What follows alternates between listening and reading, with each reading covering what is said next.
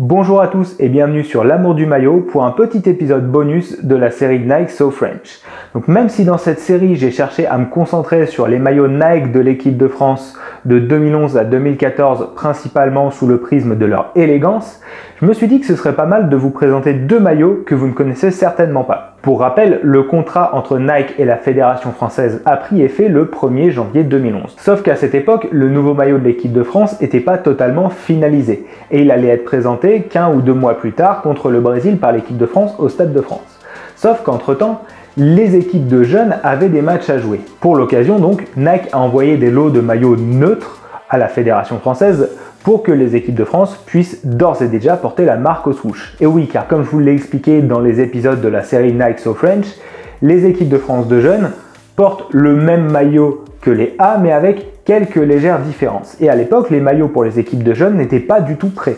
Donc ce qui a été fait, c'est que Nike a pris dans son catalogue de maillots des maillots déjà faits, des designs déjà existants, qui répondaient à peu près aux couleurs de la France, donc bleu à domicile et blanc à l'extérieur, pour que l'équipe de France porte la marque au swoosh dès ses premiers matchs. Pour le coup, ces maillots-là n'ont rien d'élégant du tout, c'est pour ça que j'en fais une simple petite vidéo bonus comme ça pour vous les présenter. Mais c'est simplement des maillots dits catalogue, donc c'est autre chose que les maillots template encore, comme j'ai pu l'expliquer dans les vidéos précédentes.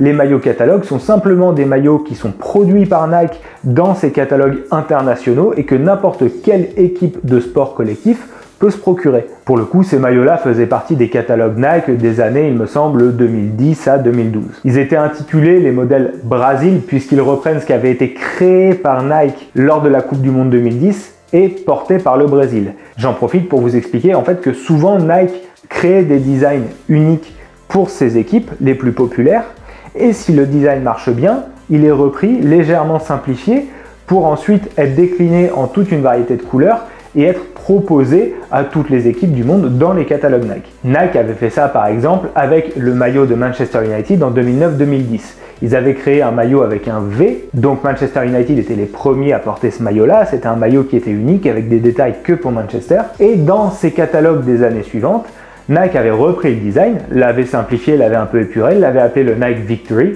en référence au V, et puis l'avait proposé à tout un tas de fédérations. C'est comme ça que l'équipe de Quevilly, si vous vous souvenez bien, avait pu porter ce maillot-là durant son épopée en Coupe de France 2011-2012. C'est aussi le modèle Victory qui avait été attribué à l'équipe de Montpellier à domicile lors de la saison 2011-2012, une saison restée mythique puisque le club avait remporté le championnat de France. Et ça fait une transition toute trouvée puisque justement à l'extérieur, Montpellier portait ce même maillot. C'est un maillot qui avait aussi été porté par l'équipe du Stade Malherbe de Caen à l'extérieur durant la saison 2010-2011. Donc c'est ça le principe des maillots catalogues et pour l'anecdote, donc, l'équipe de France a eu ces maillots-là avant que son vrai maillot sorte en 2011. Autre anecdote, et ça c'est vraiment pour les puristes, ce maillot, dans les catalogues Nike, se décline en deux versions et j'ai la chance de posséder justement les deux.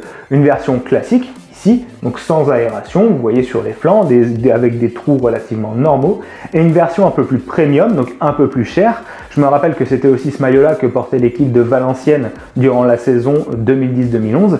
Un maillot donc plus premium avec sur les côtés des aérations plus prononcées, des trous plus gros et déjà des renforts au laser. Donc c'est ce qui avait été mis en place pour les équipes vraiment plus prestigieuses de Nike durant la Coupe du Monde 2010. Si vous vous souvenez, dans les épisodes 3 et 4 de la série Nike So French, je vous ai présenté donc les maillots de l'équipe de France à l'Euro 2012 et je vous ai parlé des aérations découpées au laser.